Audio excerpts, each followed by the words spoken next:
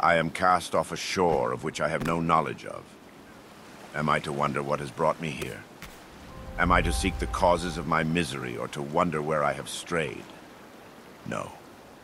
It is of far greater consequence to wonder what I ought to do in the present situation than to dwell on why. I am an instrument of the Lord, and I shall use my strength and willpower to survive and to return to Zion. Who goes there? I am Joshua Graham, servant of the Lord. On your feet, son. There is no time for antics. Hello? Tell me your name.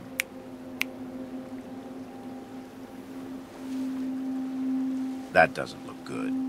Kelvin, is it? You may be mute, but I can still teach you to communicate without your voice. This island has not taken away your other senses, and the Lord has not abandoned you for the trials ahead. Let him guide your eyes and your feet. Let your other senses make up for the one that will not serve you. His plan for you is not yet completed. He will lead you to safety, and we will find it together. These washed-up tools and materials will serve us well in our survival. If God sent them to this beach to be found, then I shall use what they have provided. He does not simply abandon us to our fate. It is a test of faith that he provides us with the tools necessary in order for us to achieve what he has promised. With God and this newfound equipment, our journey across this island shall become one to safety and salvation. With these items, we shall be able to cut wood for shelter, provide food for our bodies, and have a sense of direction in these foreign lands. These tools are our lifeline as we seek to purify this island of evil. Hunting is an essential survival tool. If we do not feed ourselves through hunting or foraging, we will no doubt perish. The Lord is testing our resolve to his plan, as well as our ability to provide for ourselves. To be granted the tools by the hands of divine, I shall utilize them to our favor.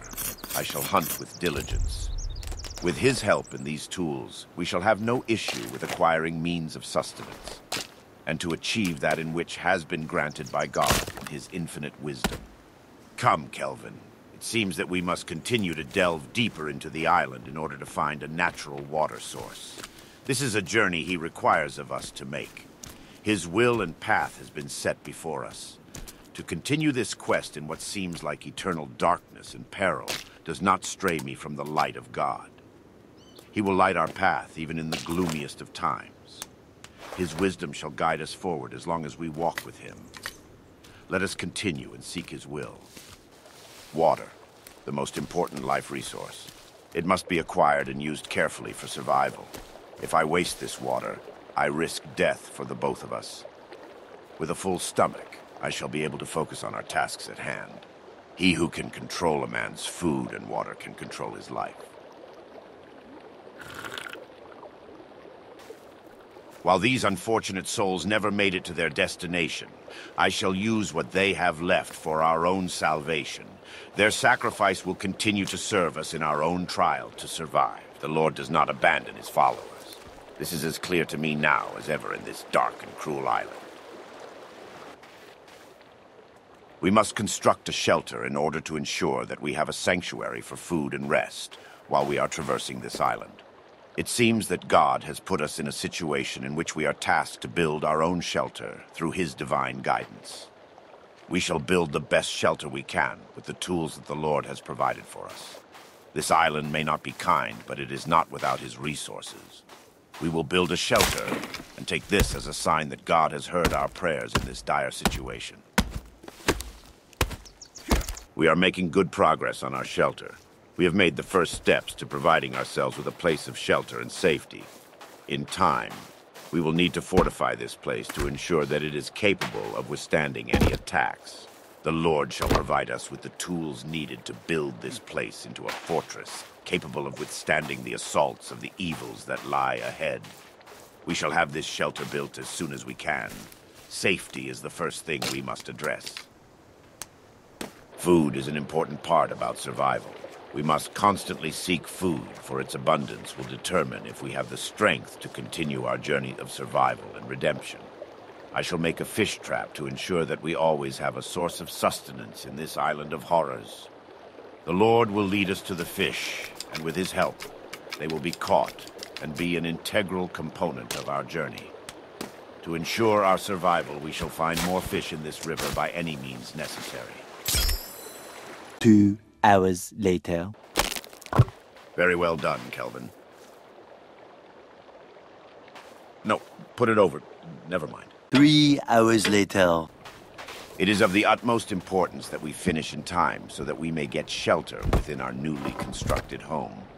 With this shelter, we shall be kept from the predators of the night.